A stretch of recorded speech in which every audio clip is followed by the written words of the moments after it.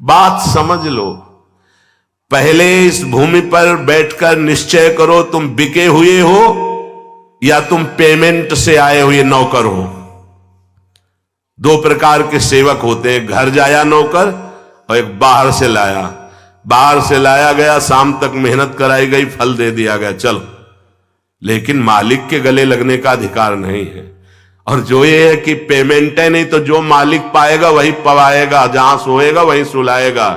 अगर कोई कह दे ये नौकर है, आप ऐसा बर्ताव इसके साथ समान करते हो, तो कहेगा आज से नौकर मत कहना, ये हमारे बेटे से कम नहीं है, क्योंकि ये कभी पेमेंट नहीं लेता और बिका हुआ रात दिन केवल मेरी सेवा में रहता है। ये है बिका हुआ प्रभु का दास। हमारे स्वामी इतने उदार है कि वो दास कितना है वो जाने, लेकिन वो उसके दास पूरे बन जाते हैं। अहम भक्त पराधीनो अस्वतंत्र। ये रहस्य की बात है, अगर पकड़ पा रहे हो तो पकड़ पा रहे हो। साधना, संयम, नियम, विविध प्रकार के सिद्धांत एक तरफ, और बिगड़ी जन मने किया वही सुधरे आज हो ही राम को, ये एक सिद्धांत, बिल्कुल अलग सिद्धांत। क्या? प्रभु आज से मन वचन कर्म से अपने जीवन का भार आपको दे देते हैं, बस। अब तारो या मारो, अब मुझे कोई परवाह नहीं। हर परिस्थिति में हमारी मनोवृत्ति केवल आप पे जाएगी, आप पे। सच्ची आपसे कहते, भगवत प्राप्ति हो गई, हो जाएगी नहीं, हो गई। अब उसका अनुभव आप आगे करेंगे। ये बहुत साधना करने के बाद वृंदावन की रज की कृपा से, गुरुदेव की कृपा से ये बात आई है। पकड़ पाओ तो पकड़ लो, बहुत बार कही है, हर बात नवम नवम लगती है, तो हमें लगता है हम तो पहली बार आपको बता रहे हैं, पर बहुत बार हो चुकी है। अगर पकड़ पाओ, यहां सब सिद्धांत होंगे, आपको सुनना है, लेकिन आपको अपनी निष्ठा पे रहना है। बिके हुए हम तो हैं, हम तो बिके। तुम्हें ये नहीं खाना है, तुम्हें ऐसे चलना है, तुम्हें ऐसे चलना है। जी, कैसे चलना है? जैसे श्यामा श्याम चलाएंगे, जो पवाएंगे, जो पहनाएंगे, जैसे। हमारी कोई इच्छा, हमारा कोई अब अस्तित्व नहीं। अब हमारा कोई मान, कोई प्रतिष्ठा, कोई इच्छा, कोई गति, कोई दुर्गति, कोई लाभ, कोई साधना, कोई असाधना, इन सब बातों से मेरे को मतलब नहीं। मैं तो श्यामा श्याम का हूं। हमारी बात समझ रहे हो? श्यामा श्याम के सिवा हमारा न कोई साधन, न कोई साध्य, न कोई गति, न कोई लाभ। यही हमारे लाभ, यही हमारे, ये आखिरी तुम्हें पॉइंट बता रहे हैं। इस स्थिति का उपासक निश्चित भगवत प्राप्त होता है। साधना और समर्पण दोनों में बहुत बड़ा अंतर है। ये सीधे सब, इसमें सीधे आध्यात्मिक उन्नति प्राप्त होती, क्योंकि उसमें साधक पक्ष नहीं रहता, उसमें साध्य पक्ष का रहता है। वो कब क्या दे रहा है, कौन सी स्थिति दे रहा है, योगक्षेमम भाव में हम सीधे समझ पा रहे हो। श्री जी की जिस पर कृपा होगी ये बात समझ पा। एक बार बरसाने में जब परिक्रमा हुई थी, तब भी यही शब्द कहे थे कि सुन रहे हो आप, लेकिन पकड़ वही पाएगा जिसे श्री जी की असीम कृपा है। ये बार बार वृंदावन की महिमा गान जो कर रहे हैं, प्रियाजू की महिमा गान कर रहे हैं, केवल एक लक्ष्य है, आपका समर्पण हो जाना, बस। साधना का परम फल है समर्पण। समर्पण के बाद पाई रस भक्ति गूढ़ जुग जुग जग। इसीलिए साधनाभिमानी को झांकने को भी नहीं मिलता ये शब्द, पाई रस भक्ति गूढ़ जुग जुग जग, दुर्लभ भाव इंद्रादि विधिम, ब्रह्मा देवराज इंद्र महादेव जी, इनके लिए भी जो दुर्लभ है वो प्रियाजू रस प्रदान करती है। कहीं आज तक नहीं पड़ा कि महादेव जी पत्रावलिम रचे तुम कुचयो कपोले, कभी नहीं। नारद जी कभी नहीं, प्रगट में ब्रह्मा जी कभी नहीं। एक रात्रि के लिए महादेव जी गोपी बनकर ब्रजलीला के रास में प्रवेश पाया है, लेकिन निकुंज बिहारी जी के समीप बैठकर ये कभी चरणों में महावर रचने, कहीं समस्त ग्रंथ पढ़ के देख ले, कहीं नहीं आप पाएंगे। इसीलिए के पाई रस भक्ति गूढ़ जुग जुग जग दुर्लभ भव इंद्रादि विधिम, और आगम और निगम पुराण अगोचर जो तुम्हें बात बता रहे हैं, समर्पण बहुत जोर का, इसमें बहुत मस्ती होती है। मामा प्रयागदास जी से सब जैसे संत जन विनोद करते, मामा तुम तो गिरदा लगाए बैठे रहते हो, कभी माला नहीं चला। अरे माला वो चलावे जो राम जी का ना हो। राम जी हमारे जीजा, सिया जी हमारी जीजी, अब हम कौन सा माला चलावे, किसका चलावे? तो कहां स्थिति है? संबंध में तन्मय हुई महापुरुष की, जीवन मुक्त महापुरुषों के लिए दुर्लभ जो भाव स्थिति, वो पूज्य मामा जी की, प्रयागराज जी की है। ठीक यही स्थिति प्रियाजू के प्रति हरिराम व्यास जी के, काहू के बल भजन को काहू के आचार, अरे व्यास भरोसे कुंवरी के सोवत पांव पसार। बस ये सोवत पांव पसार वाली बात तभी आएगी जब बिक चुके हो।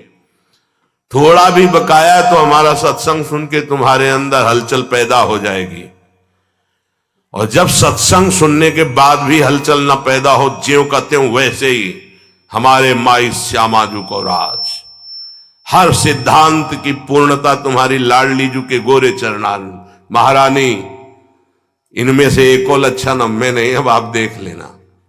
बस ये समझो तुम बिक चुके हो, और तुम बिक चुके हो तो वहीं पहुंचोगे जहां हित सजनी जो है, वहीं पहुंचोगे जहां स्वामी हरदास जी हैं। पक्का मान लो, बिल्कुल हृदय की बात कह रहा हूं, अगर पकड़ पाओ तो पकड़ पाओ। चलते हैं। जब उपासक को भगवत कृपा से परमार्थ मार्ग में चलने का अवसर मिलता है, तो कल एक श्लोक बीच सत्संग में आया था, उसे पुनः दोहराते हैं।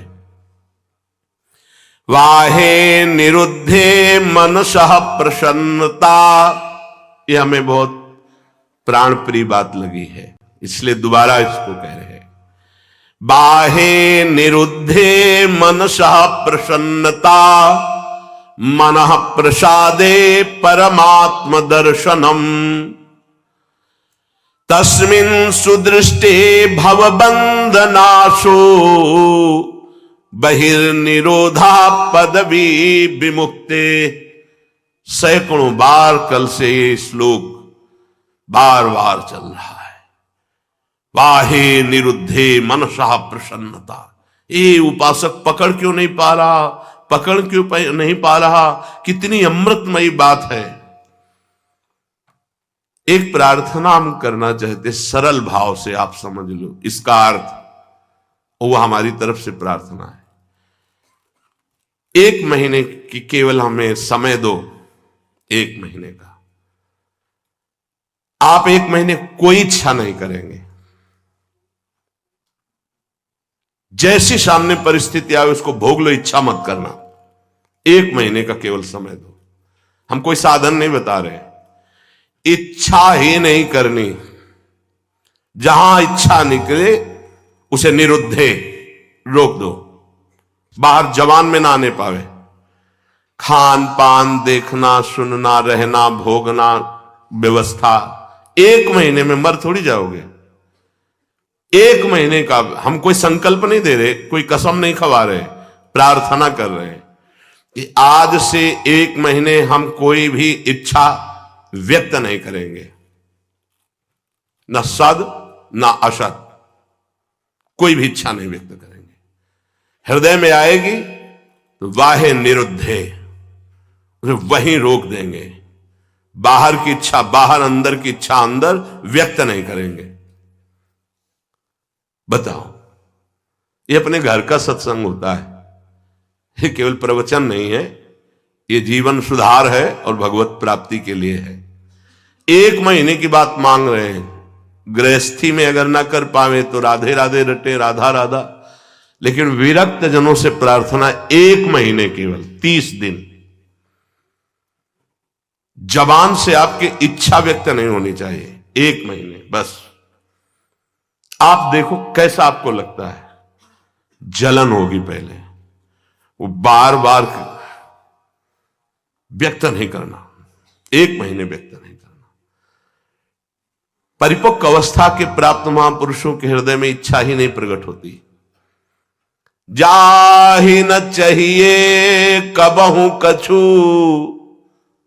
तुम सन सहज सने, बसहु निरंतरता सुर, सोराउर निज गे। 1 महीने, ये तो आजीवन की बात होती है महापुरुषों की। महाराज ये रख लो, कभी आपके काम में आएगा, कभी आपको जरूरत पड़ेगी, कभी आपको चाहिए ना। भैया नहीं, हम जरूरत मिटाने के लिए, चाह मिटाने के लिए, काम मिटाने के लिए आए हैं, बढ़ाने के लिए नहीं। आप रखो, जब जरूरत होगी मेरा मालिक उस समय दे देगा। कभी आप तो उस समय जो अभी दे रहा है वो उस समय नहीं है क्या? हमारे लिए नई सृष्टि रच देगा। जो सृष्टि में नहीं होगा वो भी वो रच देगा, विश्वास करो। 1 महीने अभ्यास करके देखो, देखेंगे आप लोग, देख लो। इच्छा को होगी, इच्छा, हम ये नहीं कह रहे कि इच्छा नहीं होनी चाहिए, इच्छा होगी पर आप व्यक्त नहीं करोगे। 1 महीने खेल खेल के देखो, गेम है। जीवन मुक्त महापुरुष की स्थिति होती है।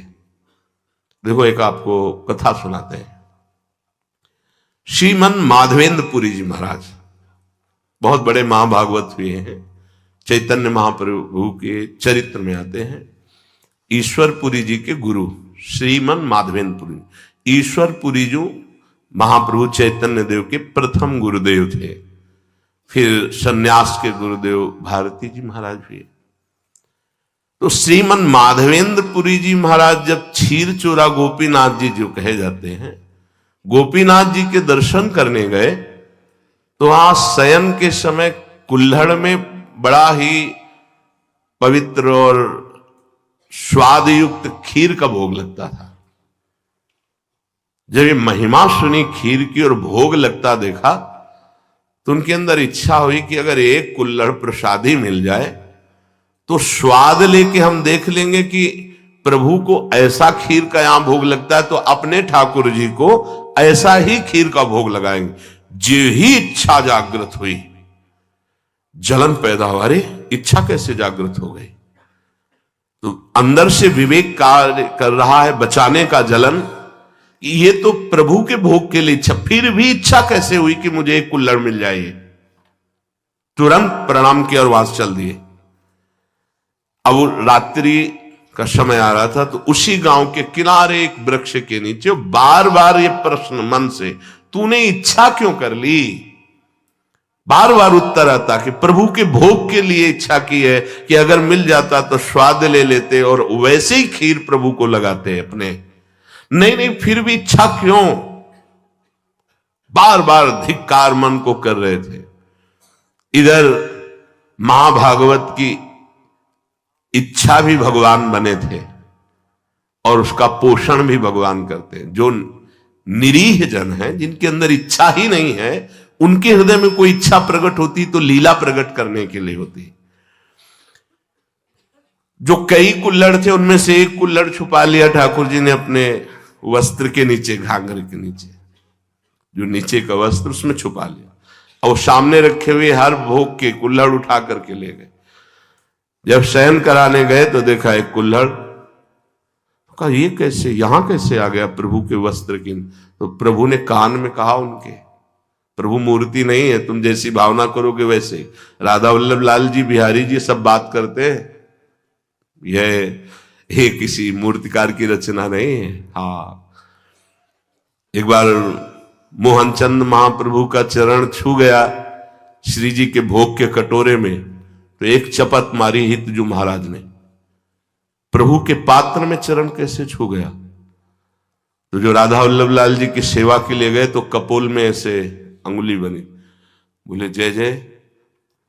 तो उनका बालक थे ना, तो जो आपने वो मेरे लगी।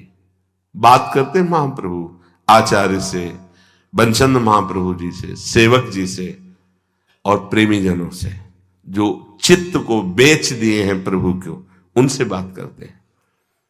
काल में प्रभु अपने सेवक से कही कि मैंने चुराया है श्रीमन माधवेंद्रपुरी जी के लिए, और वो गांव के बाहर अमुक वृक्ष के नीचे बैठे, ये वहां पहुंचाओ तत्काल। तो बैठे हुए भगवत स्मरण करते बीच बीच में धिक्कार दे रहे थे, इच्छा कैसे जागृत हुई। श्रीमन माधवेंद्रपुरी किसका नाम है? उनका जी दास का नाम। ये गोपीनाथ प्रभु ने आपके लिए खीर का कुल्हड़, हाँ ऐसे नहीं, बड़ी अद्भुत लीला की, भोग लगाया तो एक कुल्हड़ चुरा लिया आपके लिए, और जब शयन कराने गए तब आदेश किया तो लाए। उस दिन से प्रभु का नाम क्षीर चोरा गोपीनाथ हो गया। वो तो चले गए देखे, रात भर रोते रहे, प्रभु खीर तो पाई ही, कुल्हड़ भी पा गए, और उसको जो थोड़ा कुल्हड़ का हिस्सा बांध लिया, रोज प्रसादी रूप से थोड़ा कुल्हड़ पा लिया। कितना आप विचार करो, इस कोटि के जो महामहिम है, वो भगवत संबंधी इच्छा में इतना क्लेशित हो गए। हम तो स्वयं भोग की इच्छा रखते हैं। हम कौन से साधक हैं, कौन से महात्मा हैं, किस मार्ग के पथिक? जब सिद्धांत को समझो, यहां इच्छाओं का तो जाल लगा हुआ है, और परमार्थ का स्वरूप क्या है? बाहे निरुद्धे, बाह्य रोग दोष, इच्छा को कोई भी इच्छा हृदय में अपना स्थान न बनाने पावे। मनसः प्रसन्नता, तो आपके मन में अखंड प्रसन्नता जागृत होगी। और मनः प्रसादे परमात्म दर्शनम, जब हम बाह्य विषयों का सेवन करते हैं तो मन खिन्न रहता है, नवीन नवीन विषय भोगने के लिए मन में जलन होती, वही विषयों की तरफ आकर्षित करता है, फिर वही जलाता है, वही संकल्प विकल्प कराता है, थोड़ी देर जलाने के बाद फिर उसी भोग की लालसा करता है। बड़ा बाहे निरुद्धे, रोक दो उसको। देखो इसमें विवेक बल काम करता है। अगर आप सत्संग सुन रहे हैं, शास्त्र स्वाध्याय करते हैं, नाम जप करते हैं, सेवा करते हैं संतों की, ठाकुर जी की, तो आपका विवेक प्रबल हो जाएगा, वो रोक देगा। कितना आनंद! कल से इस श्लोक का चिंतन चल रहा है। इतना कोई इच्छा ही नहीं करनी भाई। ये गृहस्थ जन जो बहुत सी कामनाओं में रत हैं, वो ये नहीं समझ पाएंगे, लेकिन हम विरक्त जनों से प्रार्थना करते हैं, यदि आप कोई इच्छा नहीं करेंगे तो आप बहुत जल्दी जीवन मुक्त हो जाएंगे। इच्छा ही आपके स्वरूप को ढके हुए है, इच्छा ही आपका बंधन है, और निरीह इच्छा रहित ही। विचार कीजिए, आप प्रभु के कैसे दास हैं, बिके हुए या बिना बिके हुए। अब तो आप समझ ही गए होंगे कि प्रभु अपने दासों के दास क्यों बन जाते हैं। जय श्री राधे कृष्ण।